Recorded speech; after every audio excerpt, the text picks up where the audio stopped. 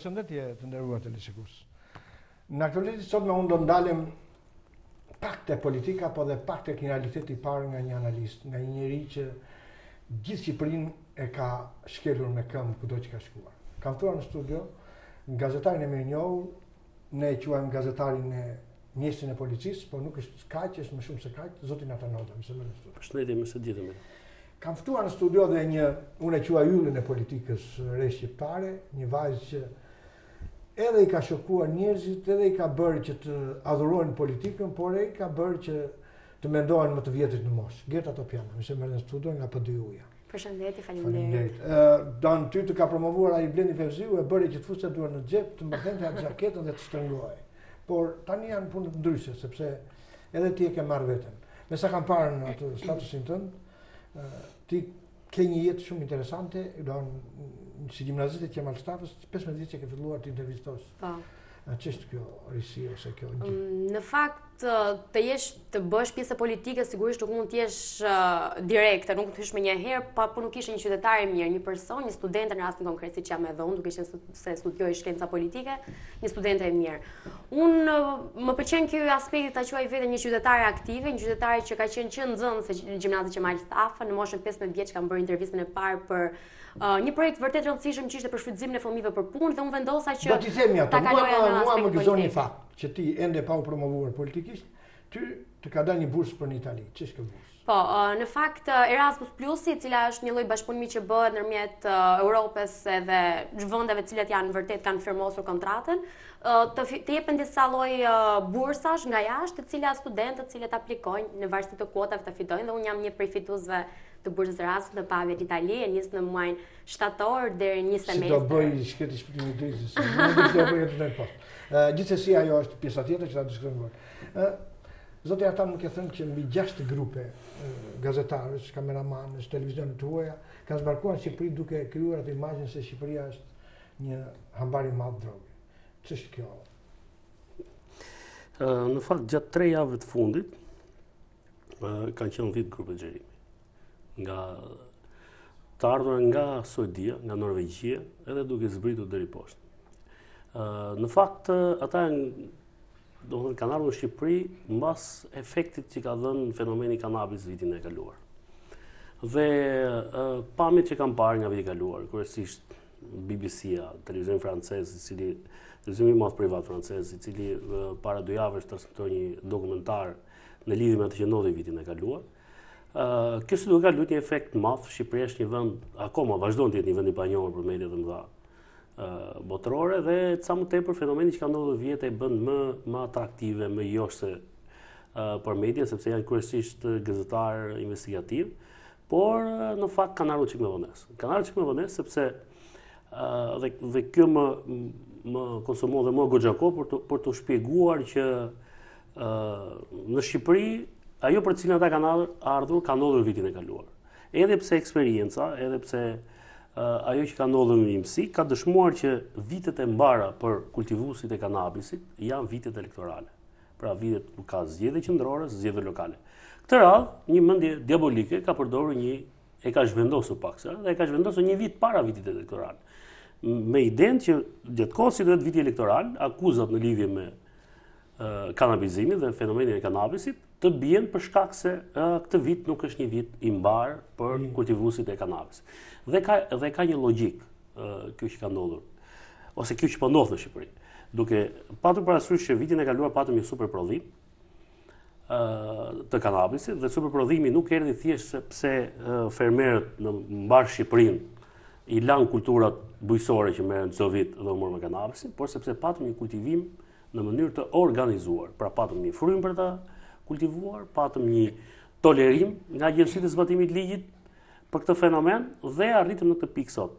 Me statistik nga 1 janari dhe deri në mesin e muajit maj, që unë I kam mbajtur rregullisht, pra deri në datën 20 maj, në territorin e Republikës Shqipërisë, në territorin italian dhe në territorin e Greqisë, policit e të 3 vendeve kanë kapur mesatarisht 1 ton në ditë.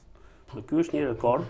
1 ton në ditë. Dhe sigurisht edhe policia shqiptare ka kapur shumë dhe ka thyer edhe rekorde, mjafton kujtoj vetëm në Pagriu kapën 12 ton, për që ishte sasi 12 ton i përpunuar, nuk keni parasysh që duhet të veçojmë mbetjet e ato që dalin nga procesi i përpunimit të kanabisit. Dhe një faktor tjetër interesant është që edhe pse është kapur shumë si asnjëherë tjetër, pra nga policia jonë dhe të rajonit, çuditërisht çmimi në treg nuk rritet. Sa herë që policia fillon të kap kanabis, çmimi në treg rritet. Fakti që çmimi vazhdon të bjerë, do të thotë që sasia që kalon shumë herë më madhe vazhdon të jetë e madhe. Edhe i detaj fundit në lidhje me këtë rast, nëse do ta bjerë pas emocione ta përmendim më vonë në lidhje me zgjedhjet, vetëm ditën që ose më saktë natën kur mësua largimi i ministrit të Brendshëm Fatmir Xhafa nga detyra, nga territori i Republikës Shqipërisë, nga laguna e Vilunit në veri dhe deri në gjirin e Granës në jug, autoritetet italiane të kontrollit të territorit detar italian kanë interceptuar 7 gomone me kanabis të nisura nga territori shqiptar drejt Italisë, nga të cilat kapën vetëm 2, dhe ato dyja kishin 2.4 ton kanabis, 5 kaluan. Pra, shikoni sa efekt kanë dhe për fat keq, institucioni më i goditur gjatë 6 muajve të parë të këtij viti është Ministria e Brendshme e Policisë së Shtetit, sepse Policia e Shtetit u ndryshuan 90 oficerë drejtues, pra pothuaj të gjithë drejtorët e qarqeve, shefat e komisariateve, dhe më mbrapa brenda 2 muajsh u ndryruan 3 ministra të brendshëm. Dhe praktikisht e kemi lënë policinë vetëm të merret me fushatën zgjedhore, dhe të bëjë ca fluturime që i bën nga ajri, monitorim me helikopter, që merr grupe gazetarësh, i hipën aty, me ato inspektorët antidrogës edhe fluturojnë. Kam përshtypjen që unë po pres që të mbaroj kjo fushat me helikopter dhe pastaj do shkojnë në toka që nxjerrë se kam përshtypjen që helikopteri fluturon pak më lart se ç'duhet. Se nuk duket bimash që ke vogël dhe helikopteri është më lart. Tani në fazën fillestare, pastaj dinë ta maskojnë. Do të kthehemi tek PDU-ja, por edhe tek droga. Je një nga të rejat që e shikon jetën krejt ndryshe dhe më saktë se sa të gjithë të tjera. Është rrezik droga në Shqipëri? Sigurisht, duke parë edhe realitetin e cilën ndodhemi që është, unë po e kaloj direkt të droga, rinia, politika, shoqëria, po e bëj marr një cikël të tillë. Unë shikoj të rinjt në rrethin e përditshëm që i shikoj me hashash në duar, që është bërë diçka e rëndom, të zakonshme dhe është për të ardhur keq, sepse ne dim shumë mirë pa kaluar të aspekti i dëmeve, normalisht që ka dëme të ndryshme për dëmtimin e trurit e tjerë, por është një humbje jashtëzakonshme e kohës, e përditshmërisë të rinjve dhe sigurisht janë të rinj të cilët fokusohen në një lloj dimensioni që përveç është i gabuar i projekton në një të ardhme që nuk të jep asgjë. Pra droga vetëm në këtë aspekt po ta marrim, në aspektin që çfarë dëmësh u bën të rinjve të cilët pretendohet të jenë dhe janë në fakt vazhdimësia e shoqërisë tonë shqiptare, e shikojmë që më të vërtet sjell dëme negative. Pastaj për të kaluar në Jo, Greta, politika ka parë biznes apo rrezik për shoqërinë shqiptare? Politika. Se kam edhe zotin Hoxha këtu. Zoti Hoxha besoj është më specialist dhe do jap akoma dhe politika shqiptare e konsideron biznes apo konsideron sepse dikush e la, dikush. Unë sapo e përmenda që mendja diabolike është vendosi. Nga viti elektoral është vendosi një vit përpara. Që ta efekti jepet në vitin elektoral. Në vitin pas, po. Por ka një përgjigje që ka të gjitha brenda. Politika për fat keq, jo vetëm që e ka parë si biznes, jo vetëm që e ka parë si një mundësi përfitimi, duke përfshirë këtu edhe mazhorancën, e cila në një vit ku kishte probleme ekonomike, arriti të injektoi para, edhe pse është para e zezë, para informale, në ato zona të vendit ku reformat e qeverisë dhe ku investimet e qeverisë nuk arrinin. Pra, nëse i kthehemi sot vendeve ku është kultivuar kanabis vitin e kaluar, unë po them që me llogaritjet që janë bërë me pavarësi, kanë qenë mbi 100.000 njerëz të punësuar. Dhe 100.000 njerëz në gjithë territorin e vendit, Edi Rama premtimin e 300.000 vende punës vetëm kështu mund ta realizonte. Nuk kishte asnjë shans duke bërë vetëm pedonalet dhe sheshet e qyteteve që të punësonte 300.000 njerëz. Tani si e bën, si arritën ta realizojnë. Unë në fillim kam dyshuar që do të kenë sukses, pra që nuk do të dështonin, por në fund edhe këtu te ju e kam pranuar që kam dështuar, ata arritën që të injektonin para të zezë në zonat më të thella të Shqipërisë.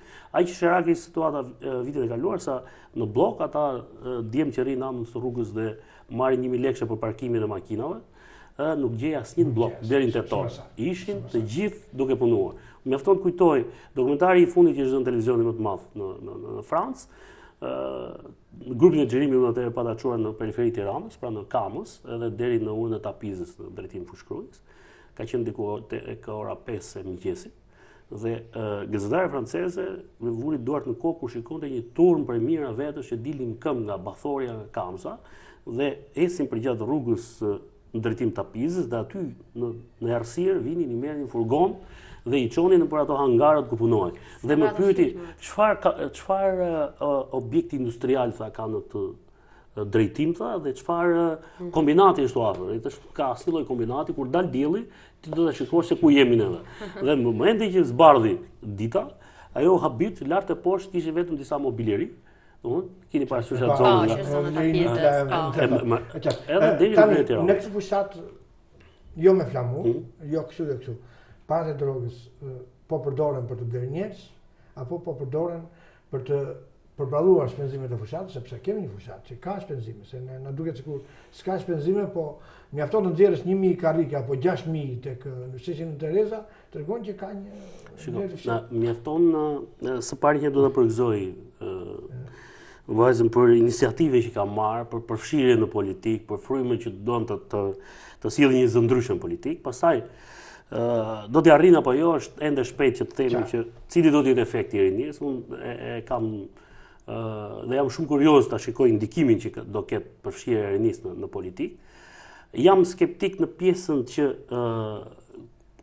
kur politikanët e vjetër e bëjnë këtë thjesht për fushat, se shohim që ka forca politike që kanë çuar në Parlamentin e Shqipërisë ose don të çojnë në Parlamentin e Shqipërisë deputet që janë edhe sa ka mboroj gjimnazin. Ka një limit të përfshirjes të rinisë në politikë. Ne duhet ta lëmë siç ndodh në gjithë botën. Ajo duhet të mësohet, të trajnohet, të maturohet dhe pastaj të hyjë në politikë. Nuk mund të futesh ti në politikë një njerëz që nuk e ka një bazë. Po. Dhe të futesh për të thënë që ne po çojmë të rinj. Ideja është ti do të çosh të rinj, të cilët flasin. Edhe ky parlament që mbaroi, kishte të rinj brenda. Shumë rrallë i dëgjuam të flisin atje. Po dhe kur flisin si konflikt ja tek kemi vajzën. Edhe diçka bëjë që te pyetja që më bëra, te fushata, se kjo është shumë e rëndësishme. Është bërë një marrëveshje për shkak se edhe fushata për shkak të çadrës, domethënë filloi paksa vonë. Ndryshe nga fushatat e tjera ne nuk shohim postera, banderola brenda qytetit, përveç zyrave elektorale. Pra kjo është një gjë e mirë, nuk janë harxuar shumë para. Më vjen keq për ato shkronjat që vazhdimisht ngopeshin ose ato tregtarët që merresh që shisnin dhe vërtet ato kanë patur koste të mëdha, së pari, së dyti. Është vërtet që ky fushat ka para, domethënë ka patur para jo aq shumë sa që planifikuar dhe këtë e demonstrojnë mediat, nuk janë shumë entuziaste. Në përjashtim të rrallë të ndonjë televizioni ose ndonjë moderatori që mund të jetë kontraktuar privatisht nga forca ndryshme politike, në dinin time vetëm një nga televizionet informative ka shkuar diku tek 1 milion euro deri tani, sponsorizim nga gjitha partitë që ka marrë, të tjerët janë më poshtë ai, janë më dobët në krahasim me fushatat e tjera, dhe që të vinte paratë e drogës ka një ndryshim. Njerëzit mendojnë që paratë e drogës do të dalin tani nga sepeti apo përdor një fjalë të krahinës time dhe do t'i nxjerrin nga aty dhe do t'i shpërndaj. Jo, nuk funksionon kështu. Nuk ka funksionuar kështu. Çfarë po ndodh? Në rast se një kultivues i cili ka kultivuar vitin e kaluar një parcelë ta zë me 1000 apo 2000 rrej, që kanë qenë parcelat më normale të mosh. Vitin e kaluar ka qenë pavarësisht 5 milion rrej gjithë territori i Shqipërisë. Pra, ai ka patur nevojë për një numër punëtorësh nga 50 deri në 80 punëtorë. Pra që kanë punuar atje. Dhe e çuditshme vit ka qenë që edhe policia interesohej që ata organizatorët i pagonin punëtorët, sepse u thoshin nëse ju si paguani ato do spionojnë te ne dhe ne s'kemi çfarë u bëjmë. Pra, kishte edhe një interes të autoriteteve që mbikëqyrnin territorin që punëtorët e thjesht të paguheshin. Dhe punëtorët e thjesht në shumicën dërmuese janë paguar. Atëherë si vjet çfarë ndodh? Ti nuk ke nevojë të shkosh tek ai punëtori, që është marr vjet me shashin, dhe ti japësh lek. Po ti shkon dhe i kërkon një nder, sepse i ke mbajtur familje me bukë vitin kaluar. Dhe një lloj si ata pronarët e fasonave, që kanë 200 punëtorë atje, të njëjtën gjë kanë dhe trafikantët e Ashashit. Ata shkojnë në zonat ku kanë kultivuar vitin e kaluar dhe rrjeti i punëtorëve që ta kanë shfrytzuar që nga rritja e bimës, që nga përpunimi i bimës, që nga rojet, grupet e të rinjve, dhe për mua ky ishte problemi i madh vitin e kaluar, përveç se me përdorimit të kanabisit direkt, ishte se grupet të rinj me një numër nga 6 deri në 10 persona kanë qëndruar 6 muaj bashkë, të armatosur, kanë ngrënë, kanë pirë dhe janë struktura të gatshme kur mbaroj fenomeni të kryenin krime të tjera. Pra, paraja e kanabisit këtë vit më tepër ndikon në këtë formë, pra në kthim sesa para skesh, sesa ai zarfi që pam dia se shumë të fala legjendë sot, mbushe me frym kur e shon ekran. U ta them dhe emrin kund emisionit, Gerta, ç'është kjo PDU-ja dhe ç'të lidhi me këtë shpëtim i Drizin, se edhe ky është i akuzuar për shumë gjëra, por se kapi ndo sepse si ngjall është çam i zgjuar. Ndoshta nga që me të vërtetë është nga persona që nuk ka patur probleme, nuk ka qenë person inkriminuar, nuk ka patur probleme korpsi, etj, diet zoti kryetar me këtë rast për përshëndes. Doja thoja atëherë që lidhje me PDU-n. Atëherë lidhja me PDU-n ka nisur me zëvendës ministrën Vjollca Braho, e cila ka qenë personi i parë që më ka dhënë mbështetjen për të hyrë te PDU-ja. Ka qenë lidhur me një projektimin social që kanë pas bërë për rinjin e tjerë, aty që kontakti i parë isha të zyra saj dhe ajo më ofroi mbështetjen, ndihmën dhe ishte personi i parë me cilin kam patur kontakt në PDU, më pas sigurisht me Silen, zotin kryetar dhe me pjesë më të madhe dhe gjithë. Ke krijuar një impakt tek njerëzit. Po, PDU-ja, Çamëria dhe Puka. Dhe Puka. Puka dhe Peshkopia, se ka dhe Peshkopi. Ne kemi zotin Sejt, kemi... Po, cili ishte ai sharmi, ose cili ishte ajo adrenalina që të ka shtyr ty, ose do të ketë një reakcion kimik. PDU është nga partitë të cilat vërtet kanë punuar për kauzat shqiptare dhe nëse një person nuk punon për Shqipërinë, çfarëdo lloj vendi të cilit vjen, për si për shembull zoti Hoxha nuk besoj që punon vetëm për vendin nga i cili vjen, si dhe rastin tim konkret, po ne punojmë të gjithë për një Shqipëri më të mirë.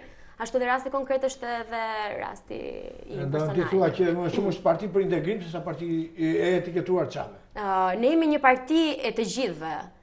Por sigurisht jemi të fokusuar tek çështja kombëtare, tek çështja kauzat të cilave nuk janë zgjidhur akoma, ku një prej tyre është çështja Çame, përderisa ne jemi shquar ndër vite si një popull i cili jemi vërtet patriot, një popull i cili bën për njëri tjetrin, kështu që me atë frym patriotizmi dhe dashurie që kemi për njëri tjetrin dhe për vendin tonë mbi gjitha. Kur u thua atje te gjimnazi jot apo tek shkolla jote? Shkenca politike, po. Te shkenca politike që jam me partinë Çame, si thonë?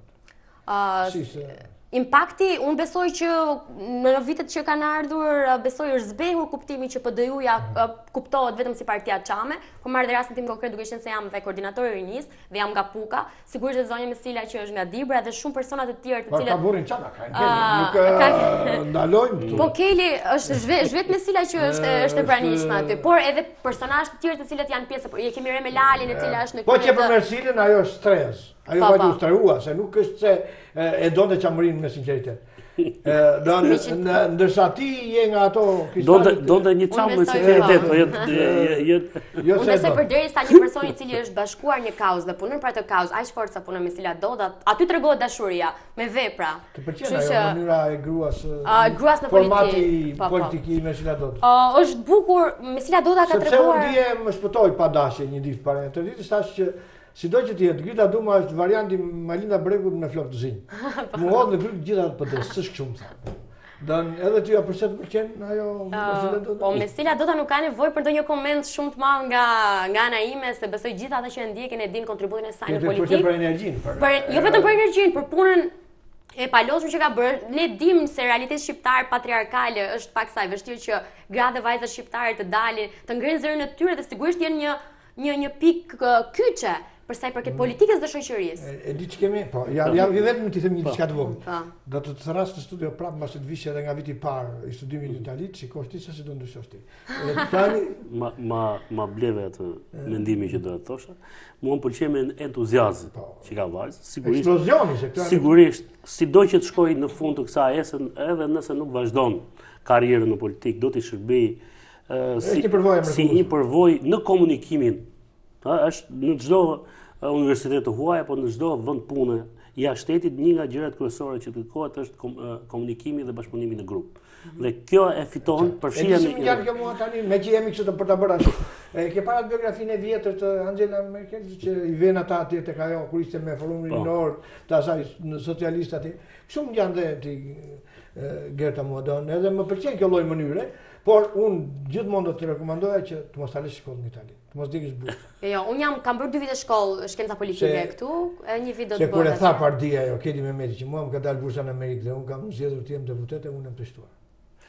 Jo, edhe PDU-ja aty është fokusi më i madh, madje kur kam treguar fokusi më të madh kanë te studimet e mia. PDU-ja ka një avantazh në krahasim me këto partitë e tjera. Pse? Së pari ka një kauzë e cila dumzun ajo qëndron. Së dyti, duke qenë që pjesa dërmuese e asaj force politike janë shqiptarë që përkasin asaj krahine të Greqisë. Kjo i bën ata që të jenë më të devotshëm në kauzën e tyre, sepse po të ishin thjesht shqiptar nga Puka, nga Tropoja, nga Skrapari, ku ka marrë PDU-ja, ata rrugës edhe mund të ndryshojnë mendje. Kupton, ti ke me një forcë tjetër. Por fakti që komuniteti Çami, i cili është i konsiderueshëm në Shqipëri, është përfshirë në këtë kauzë, do të thotë që ata nuk do të braktisin pavarësisht se kush do të jetë në krye, do të jetë Shpëtim Idrizi, Tahir Muhedini, nesër mund vi vajza, domthon kushdo që mund të jetë në aty, pra kjo është një kauzë e cila edhe një çështje e cila qëndron është më e fortë sa programet politike që kanë forcat e tjera. Ky është një avantazh i madh që jemi ato shifrat që jep Shpëtim Idrizi për këto zgjedhje apo unë duke parë me të vërtetë se çfarë ndodh, jo duke ngjuar edhe duke parë ato statistika, sondazhe të ndryshme, të cilat janë pseudo sondazhe më saktë, duke qenë se nuk janë realiste, as nuk kanë qenë realiste edhe për partinë tonë, ne të vërtetë ne synojmë më shumë se sa jemi, sepse një pjesë goxha konsiderueshme, njerëz që nuk kanë qenë pjesë e PDU-s janë shtuar dhe shtojnë me atë entuziazmin, me atë dashurinë që kanë për partinë tonë. Po do të dëgjojmë mirë kryetarët e partive të vogla 240 vjet në parlament. Po gjithsesi. Gjithmonë njëra 7, njëra 12, njëra 10, Agronduka thotë 12, njëra 8, njëra këtu. Më the që do më ftosh kur vi nga Italia? Po. Jo, tani do të pyes. Kemi një video të publikuar di. Pieri Ndreu thotë që nuk është zakon fare veri. Ylli Dylgjeri me shok thonë që është zakon, që është traditot, a i bje dhe rasën e Limpretit, që unë gjorë një seni, shtypje ka kapur, media ka kapur, një koment shumë të shkurtër. Mua në fakt më bëri për shtypje, e kam komentuar di dhe e kam shpërndar atë video, më bëri për shtypje një gjë që pash reagimin edhe të akademikut Artan Fugës, i cili donte të hidhte një migullnaj, por për mua më duk e pavën, sepse ai thoshte që si u fokusua kamera atje kur kamera rrite personazhi kryesor i cili është Meta. E kam ndjekur me vëmendje këtë detaj, kamera është duke fokusuar Metën dhe rastësisht ka kapur atë.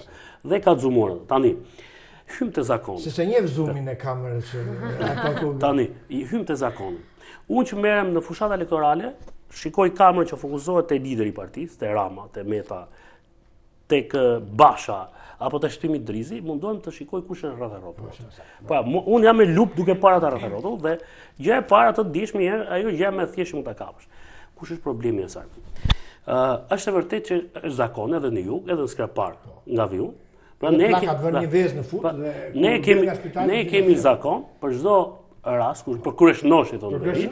Pra, hidhet gjithmonë një sasi paraje. Si mas mundësis një dorë? Kryesisht më përpara ka qenë tjetër gjë, po tani hidhet vendosen lek. Dhe ka një gjë, shumë vërtet hidhet, po hidhet ose në tabaka, ose në filxhanin e kafes, ose në gotën e rakis, kur e dorëzon atje në Skrapar vjet poshtë gotës, dhe shumë është gjithmonë transparente, është e dukshme. Dhe për kryeshnosh, shiko, ai zarfi e para njëra, ai zarfi më duk me i trash që duhet të ishte normalisht. Një, e dyta, vendi nuk ishte aty ku mund të jetë. Mund të ishte gjë, po të ishte edhe brenda, jo se japin të tjerët, po nuk e japin kaq kështu. Viktoris duket mase është ndjer i zgjuar, s'ka gjetur momentin e duhur ku e ka dhënë. Dhe ka edhe një detaj tjetër që besoj ne do ta lidhim me fushatën Bedu, nuk e di sa kohë kemi. Ka një acarim të fushatës, nëse shikon, më saktë një përpjekje për të acaruar fushatën. Kjo kryesisht po vjen nga LSI-ja dhe PS-ja, por të jem i sinqert dhe korrekt, kam paralajmëruar para 8 muaj që problemi do të jetë në Elbasan. kam parë që e një situatë jo normale edhe në qarkun e Beratit, për shkak të përplasjes që ka aty, kam ndjekur me vëmendje fjalimet e kryetarit unë e vazhdoj të qoj kryetari sepse ai vërtet është kryetari i LSI-s në këtë fushat, Ilir Meta, edhe pse është zgjedhur presidenti i vendit dhe ka emëruar Petrit Vasilit, por realisht ai po hiqet dhe po bën saktësisht kryetarin e LSI-s në këtë fushat. Po, dhe problemi është që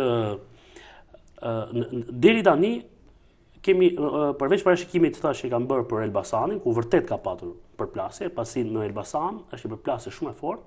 PDU-ja ka 2 kandidat jashtëzakonisht fort atje, deputeti Naqif Rakipi dhe biznesmeni tjetër që është Bujar Muça, janë 2 njerëz shumë të fuqishëm.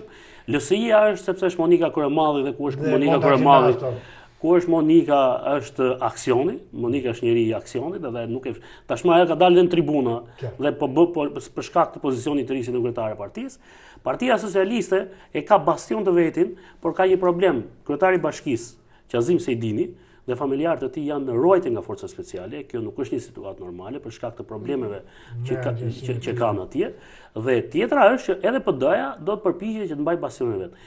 Unë sinqerisht e parashikoj që Elbasani tjetër vështirë, sepse edhe në radhën e kaluar nëse mbani mend, i vetmi person që humbi jetën gjatë procesit elektoral, ditën e zgjedhjeve, ndodhi në zonën e Laçit, pra në qarkun e Lezhës, ku kishte një përplasje të fortë të kandidatëve. Njëta gjë po ndodhat, thash Berati, edhe Fieri është po ashtu një vend ku do ketë përplasje.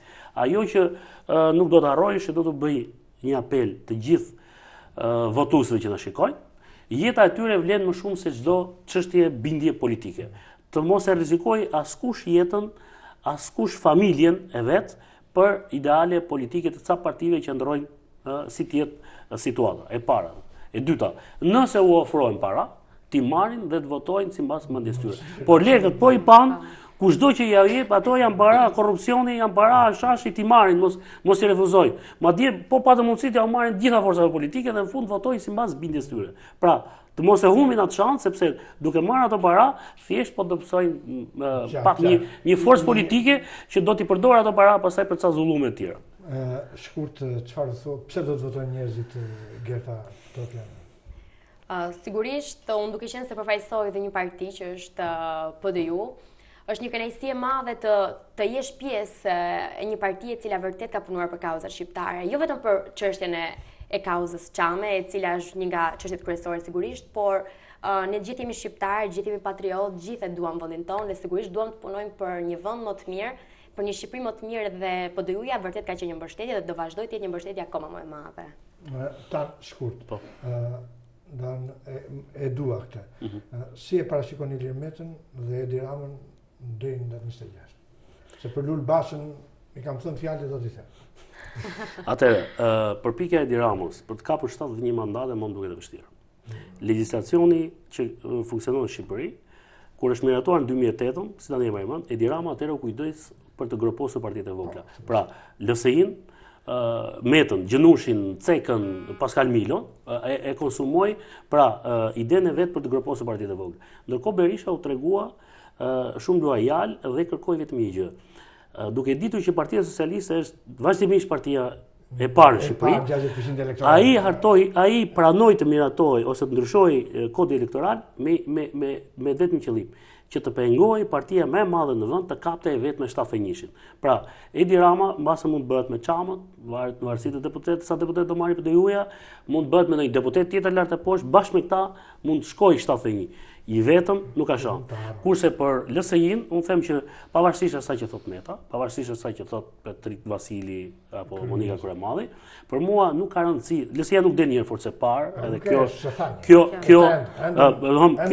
kjo është nuk ka nevojë domethënë për mua, por LSI-ja edhe nëse merr 30 mandate, për mua, edhe nëse merr 10, unë parashikoj të marrë diku nga 10 deri në 12, më thënë për shkak të presionit, për shkak të se nuk është në koalicion, por nëse merr edhe nga 10 deri në 12, ajo do të jetë parti shumë determinuese për kabinetin e ri qeveritar që do bëhet mbrapa.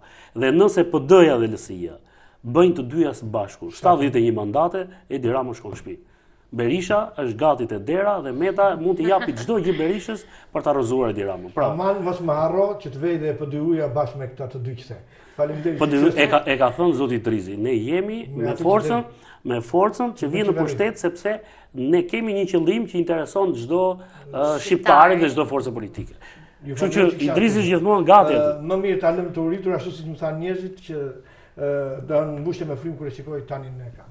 Faleminderit televizionist, ne ishim me zotin Artan Hoxha, me këtë gazetar reporter të mrekullueshëm që Shqipëria ka vështirë të prodhoj si tani, për arsye të kurajës, të guximit, të mënyrës se si ai e bën gazetarin, mënyrës se si flet televizion dhe mënyrës se si ka planet i për ta. Faleminderit që kishim. Faleminderit. Kisha studio me Gerta Topian, me një vajzë e cila është paksa ndryshe, është para një sfide të madhe, të futen në parlament apo të shkojnë në Itali për të studiuar. Inshallah i ndodhin të dyja këto mrekulli. Faleminderit. Qoftë të shkojnë në Itali dhe të futen në parlamentin italian, të ndihmojnë Shqipërinë, më mirë kështu. Dhe në orë të diskusit, vazhdoj për